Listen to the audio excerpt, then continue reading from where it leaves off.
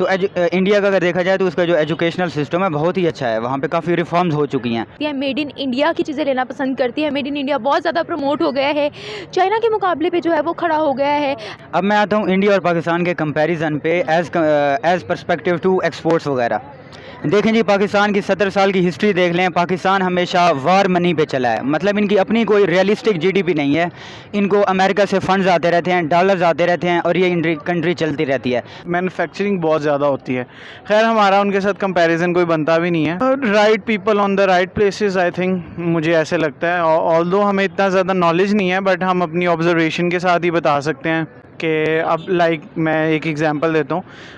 उनका जो वज़ीर ख़ारजा है, जिसको फॉरेन मिनिस्टर कहते हैं, वो बहुत ही मतलब टैलेंटेड बंदा है और he did job around 20 years in foreign affairs, then he became a minister. तो जब वो बात एग्जैक्टली और हमारा बिलावल भुट्टो है, तो अब आगे तो आप खुद ही अंदाज़ा लगा सकती हैं। अस्सलाम वालेकुम, नमस्ते, सत श्री अकाल, आदाब। अनम शेख ऑफिशियल के साथ मैं हूं आपकी होस्ट निम्रा अहमद।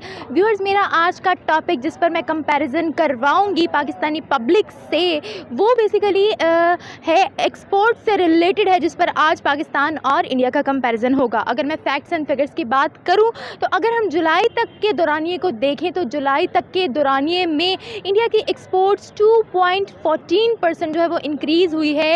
इंडिया ने जो एक्सपोर्ट्स की हैं वो की हैं 36.27 बिलियन डॉलर्स की एक्सपोर्ट्स की गई हैं।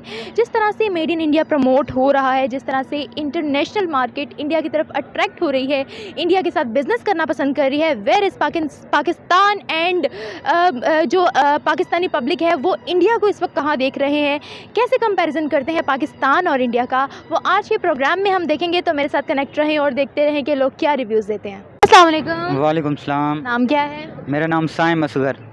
साइम असगर, मेरा आपसे सवाल ये है कि अगर हम इंडिया के एक्सपोर्ट्स की बात करें जुलाई तक की, तो वो 2.14% इंक्रीज़ हुई हैं, 36.27 बिलियन डॉलर्स की एक्सपोर्ट्स की गई हैं। आप क्या कहेंगे इस बारे में? हाँ बिल्कुल, इंडिया की एक्सपोर्ट्स ग्रो कर रही हैं और अगर जीडीपी का कंपैरिजन देखा जाए तो वो भी काफ़ी अच्छा डेवलप कर रहा है। क्यों? ये है कि उनके जो एजुकेशनल सिस्टम है वो बहुत अच्छा है, वहाँ पे क्रिएटिविटी है, इनोवेशन है। अच्छा, वहाँ पे जो है ना दुनिया के आइडियाज़ वहाँ पे आके वो डेवलप कराए जाते हैं। पाकिस्तान में एक रट्टा सिस्टम है। हमारे आईटी के एक मिनिस्टर ने कहा था कराची में जो थे ना, तो उन्होंने कहा था कि जी मैंने काफ़ी ट्राई की कि रिफॉर्म्स ले आऊँ एजुकेशन में, मगर मुझे लगता है कि 20-30 साल सिर्फ इम्प्लीमेंट करने में लग जाएगा। एक तो है ना कि यार हम अपना ब्रेन वॉशिंग करें, अपना ब्रेन स्टॉर्म करके ये सोचें कि हमने करना क्या है, तो उन्होंने कहा वो इम्प्लीमेंट करने में 20 साल लगेंगे और हमारा सिलेबस 100 साल पुराना है। तो ये सीन है। इसके बरक्स अगर इंडिया को देखा जाए तो इंडिया का अगर देखा जाए तो उसका जो एजुकेशनल सिस्टम है बहुत ही अच्छा है, वहाँ पे काफ़ी रिफॉर्म्स हो चुकी हैं, ये बात है। अच्छा, हाँ, उनकी एक्सपोर्ट्स सर बहुत ज़्यादा बढ़ गई हैं और इंटरनेशनल मार्केट भी जो है वो उनकी चीज़ें लेना पसंद करती है, मेड इन इंडिया की चीज़ें लेना पसंद करती है। मेड इन इंडिया बहुत ज़्यादा प्रमोट हो गया है, चाइना के मुकाबले पे जो है वो खड़ा हो गया है। आप मुझे ये बताएं कि उनकी मेड इन इंडिया की जो चीज़ें हैं वो बहुत ज़्यादा बिकती हैं, मेड इन पाकिस्तान कहाँ है और मेड इन इंडिया इतना आगे कैसे बढ़ ठीक गया? है। अब मैं आता हूँ इंडिया और पाकिस्तान के कंपैरिजन पे एज़ पर्सपेक्टिव टू एक्सपोर्ट्स वगैरह। देखें जी, पाकिस्तान की 70 साल की हिस्ट्री देख लें, पाकिस्तान हमेशा वार मनी पे चला है। मतलब इनकी अपनी कोई रियलिस्टिक जीडीपी नहीं है, इनको अमेरिका से फंड्स आते रहते हैं, डॉलर्स आते रहते हैं और ये कंट्री चलती रहती है। मुशर्रफ का अगर 8 साल का रेन देख लें तो वो फंड्स आते थे बिलियंस ऑफ डॉलर्स इकानमी में, तो वो मतलब एक स्टेबल थोड़ा बहुत किया हुआ था। अगर देखा जाए हमारी प्रोडक्टिविटी का, हमारे जो सेक्टर्स हैं जैसे कि शुगर, टेक्सटाइल वगैरह हो गए, वैसे जो हम दुनिया को एक्सपोर्ट करते हैं तो वो नल हुए पड़े हैं, उनकी कोई प्रोडक्टिविटी और आउटपुट इतनी नहीं है। और अगर इंडिया की बात करें, बांग्लादेश को भी देख लें, वो गारमेंट सेक्टर में बहुत आगे हो चुका है, उनकी एक्सपोर्ट्स पूरे यूरोप को जाती हैं। इंडिया को देख लें, आईटी में काफ़ी आगे जा चुके हैं, ठीक है। वैसे अगर उनका दूसरे कंट्रीज़ के साथ रिलेशन देखा जाए वो बहुत अच्छा है। अच्छा, वैसे इंडिया का जो डायस्पोरा है ना, जो कि बाहर रहते हैं, यूके में, फ्रांस में, जर्मनी में, अमेरिका, कनाडा, तो वो बहुत ज़्यादा है। इवन यूके के पार्लियामेंट में भी इंडिया के बंदे आ चुके हैं। कनाडा में आपको पता है वहाँ पे वैसे ज़्यादा हैं। तो इंडिया ने काफ़ी दुनिया में इन्फ्लुएंस अच्छा किया। इंडिया ने जो अपना पैसा था वो टेररिज्म में इन्वेस्ट नहीं किया, मैं अगेन कहूँगा एजुकेशन पे इन्वेस्ट किया।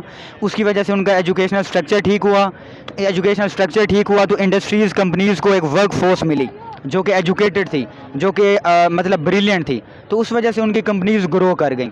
और बड़े बड़े जो मेगा बिजनेसमैन हैं, टाटा, अंबानी, ये वो, तो उन्हें काफ़ी अच्छा लाया है अब जो है ना आउटपुट। ऐसी क्या क्वालिटीज़ हैं इंडियंस में जो इंडियंस हमें हर जगह देखने को मिलते हैं? मेड इन इंडिया की जो चीज़ें हैं वो बहुत ज़्यादा एक्सपोर्ट हो रही हैं, ऐसी क्या क्वालिटीज़ हैं उनमें उनमें जो हम में नहीं है?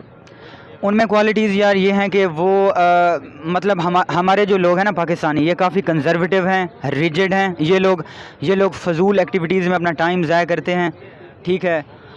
वो जो लोग हैं वो टू दी पॉइंट हैं, वो एजुकेशन पे बहुत ज़्यादा टाइम लगाते हैं, ठीक है। उनका एजुकेशनल स्ट्रक्चर भी बहुत ठीक है। उन्होंने वार्स में हिस्सा नहीं लिया। अब देखो अमेरिका की जो गैर ज़रूरी जंगें हैं, हम लोग हर वक्त हाजिर हैं। हमने 70s में सोवियत यूनियन के ख़िलाफ़ अमेरिका की जंग लड़ी, जिसमें काफ़ी टेररिज्म आया, क्लाशनकोफ कल्चर आया। उसके बाद जनाब तालिबान के अगेंस्ट हो गया 2001 से लेकर 2020 तक। अब भी पता चला कि जी सवाद में फिर से TTP आ गई है। तो अगर आप जंगें लड़ते रहोगे, पीस नहीं होगा। जब पीस नहीं होगा, फॉरेन इन्वेस्टमेंट नहीं आएगी। अगर दुबई में आज इतनी सारी इन्वेस्टमेंट है तो उन्होंने पीस लाया, ठीक है। तो बिजनेसमैन जब आते हैं उनको एक स्टेबल इकानमी चाहिए, पॉलिटिकल स्टेबिलिटी चाहिए, उन्हें पीस चाहिए। ये टेररिज्म करके, जंगें करके, तो इस तरह ये बिज़नेस डेवलप नहीं होते। अच्छा सर, जिस तरह से उनकी एक्सपोर्ट्स बढ़ रही हैं, मेड इन इंडिया प्रमोट हो रहा है, क्या आपको लगता है कि अब जो उनका प्रोपेगेंडा है इंडिया का एक दुनिया पर रूल करने का, एशियन टाइगर बनने का, सुपर पावर बनने की रेस में आगे आने का, क्या बनने वाला है उसका आपको क्या फ्यूचर दिख रहा है इस वक्त इंडिया का? इंडिया देखें, पाकिस्तान को देखो तो ये GDP के हिसाब से मेरे ख्याल में 130 नंबर पे आता है। इंडिया टॉप 20 जो G20 कंट्रीज़ हैं उनमें शामिल है, ठीक है। और आज से 20 साल 30 साल शायद पहले कुछ इंडिया नहीं था, मगर अब वो काफ़ी डेवलप कर चुके हैं वो लोग, ठीक है। इवन अमेरिका भी उन्हें फोर्स नहीं कर सका रशिया से ऑयल परचेज़ करने में। तो India is a big country, you can force that country, ठीक है। इनके अपने पैर हैं, इनकी जड़ है, ये दुनिया की कॉलोनी नहीं है, ये किसी की प्रॉक्सी वार्स नहीं लड़ता। तो ये काफ़ी डेवलपमेंट हुई है इंडिया में, ठीक है। और ये आप देखें G7 में मेरे ख्याल में ये हैं बड़े, ब्राज़ील है जिसमें फ्रांस है, जर्मनी है, UK है, अमेरिका है। तो काफ़ी अच्छी इनमें डेवलप हुई है। Thank you so much. नाम क्या है आपका? उस्मान। उस्मान, मेरा आपसे सवाल ये है कि अगर हम जुलाई तक की बात करें, इंडिया के एक्सपोर्ट्स 2.14% इंक्रीज़ हुई हैं, $36.27 बिलियन की एक्सपोर्ट्स की गई हैं, तो आप इस बारे में क्या कहेंगे? बड़ी अच्छी बात है, इंडिया तरक्की कर रहा है।